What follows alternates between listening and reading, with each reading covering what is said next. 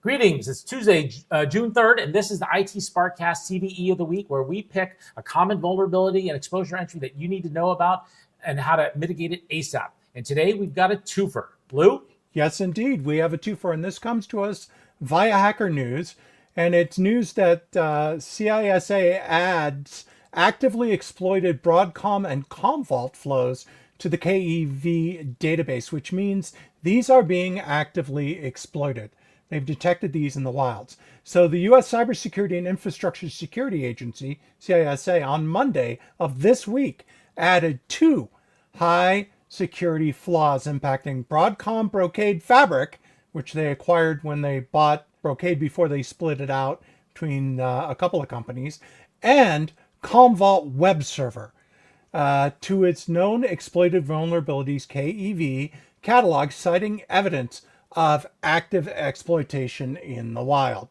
The vulnerabilities in question are CVE 2025-1976 with a CVEs score, or no crapometer, of 8.6, and CVE 2025-3928, and this is against the Commvault, with a CVSS score on the crapometer of 8.7.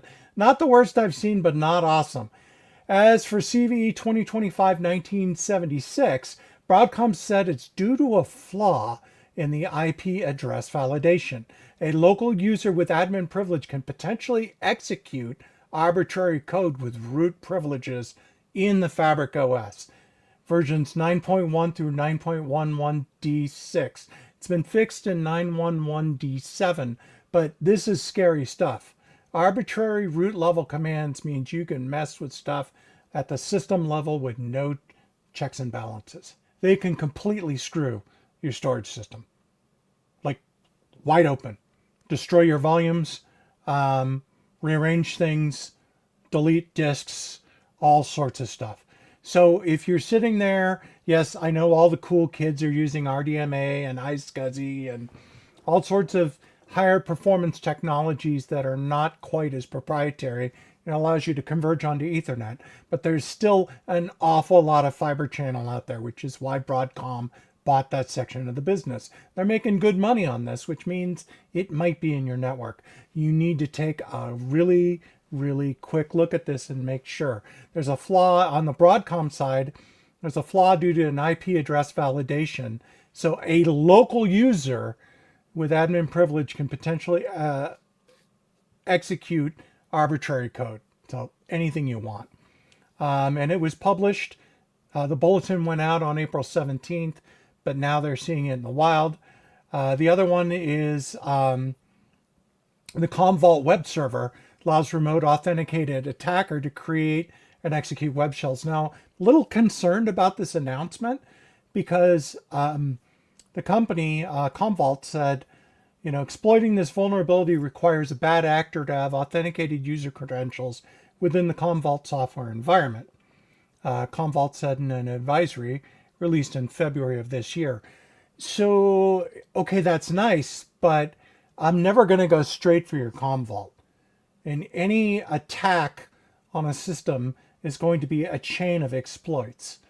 And the way I'm going to exploit it is if you have any particular user privileges on this particular software package. So seeing this, saying, okay, exploiting this vulnerability requires that a user has access. Well, that's great. The problem is vulnerabilities on Windows and Linux. And it has been fixed.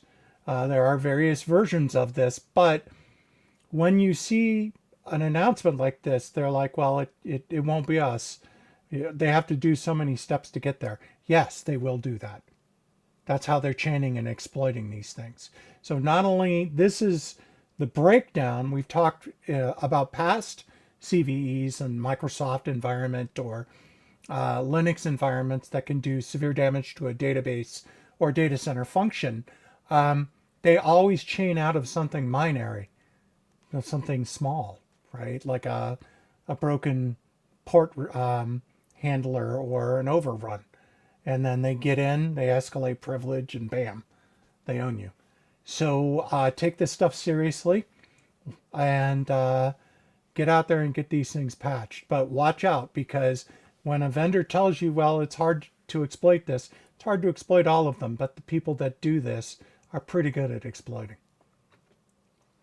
Yeah, so just before we wrap up, I want to just emphasize what you said, Lou, is that you're absolutely right. It's those chain attacks that are really the scary part here, is that when you start talking about things like, local exploits, you think that you're fine, but then you find out that your DRAC server has been compromised, and then then everybody's local.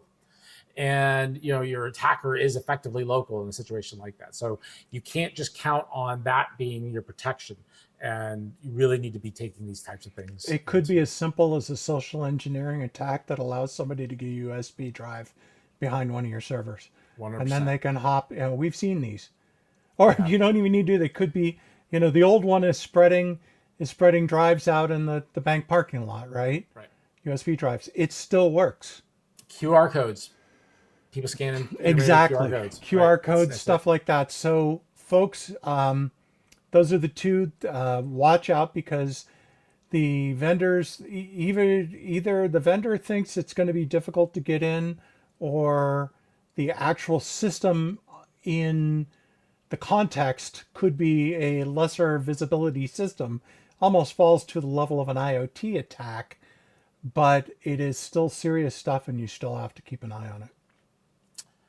So that's going to cover this episode. We couldn't do podcasts like this without listeners like you, and we want to love to hear what you think. Was this something that's going to impact you? Are you still running Brocade in your network? Are you running Commvault in your network?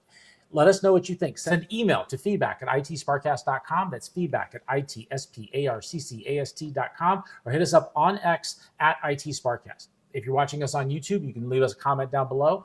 We read every single piece of feedback and comments that we get, and we respond to most. If it's particularly insightful, we will read it out on our Friday News Bite segments, and you will hear your name mentioned there.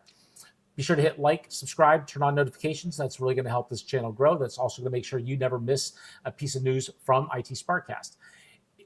If you feel that you're getting really valuable information from us and you're being entertained, please tell your friends and colleagues about us so they can get that same great information. With that, we're going to turn you back to your day. From the world of enterprise IT, take care. See you next time.